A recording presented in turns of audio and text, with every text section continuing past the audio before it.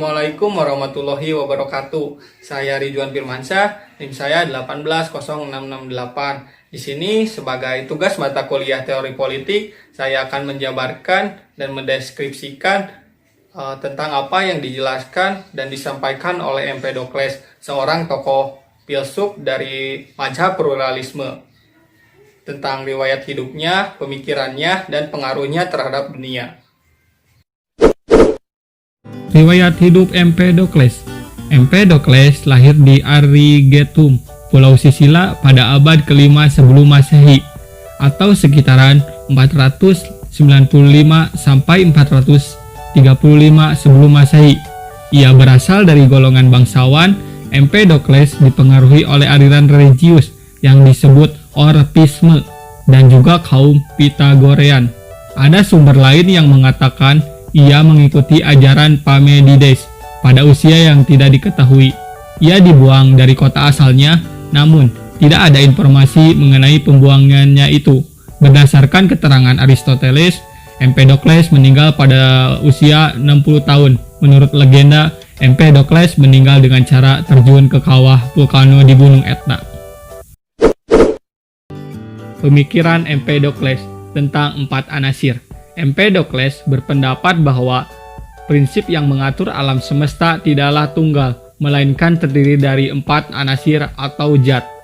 Memang, dia belum memakai istilah anasir yang sebenarnya baru digunakan oleh Plato, melainkan menggunakan istilah akal. 4 anasir tersebut adalah air, tanah, api, dan udara.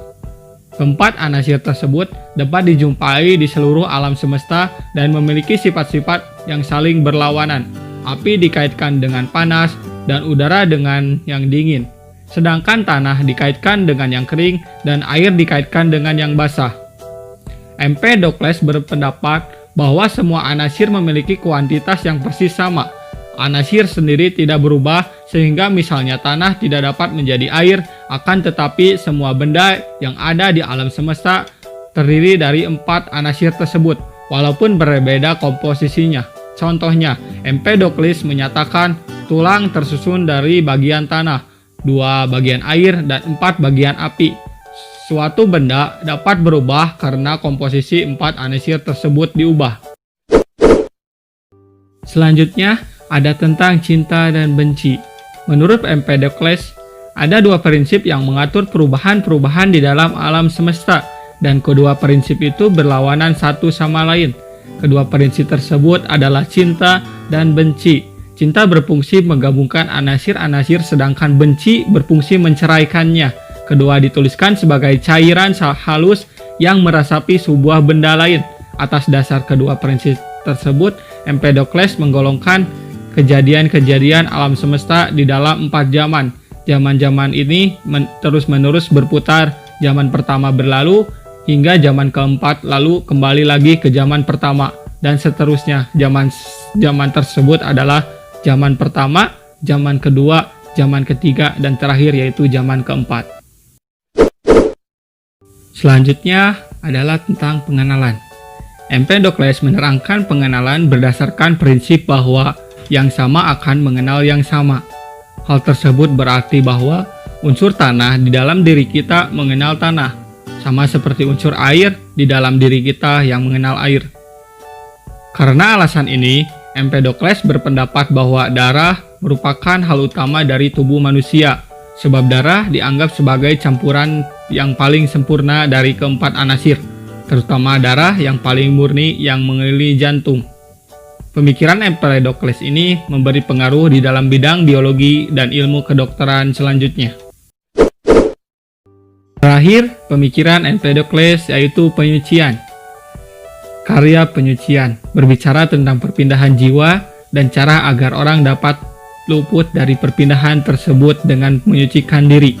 Di dalam karangan tersebut, Empedokles memperkenalkan diri sebagai daimon, semacam dewa, yang jatuh karena berdosa dan dihukum untuk menjalani semua perpindahan jiwa selama 3 kali 10.000 musim. Jiwa-jiwa itu berpindah dari tumbuh-tumbuhan kepada ikan-ikan, lalu kepada burung-burung, dan juga manusia. Jikalau jiwa sudah disucikan, antara lain dengan berpantang makan daging hewan, maka ia dapat memperoleh status daimon kembali. Pandangan tentang perpindahan jiwa ini tampaknya diadopsi dari mazhab Pythagorean. Mengetahui tentang riwayat hidup Empedokles, pemikiran-pemikiran Empedokles, selanjutnya ada pengaruh Empedokles. Pemikiran Empedokles tentang 4 anasir kemudian akan diambil alih oleh Plato, Aristoteles, dan filsuf-filsuf Yunani lainnya. Karena kosmologi Aristoteles diterima umum sepanjang seluruh abad pertengahan, maka teori tentang 4 anasir merupakan pandangan dunia sampai awal zaman modern. Setelah itu, pada abad ke-17, Robert Boyle menambahkan teori ini secara definitif. Dan dengan itu, Boyle membuka jalan untuk kimia modern.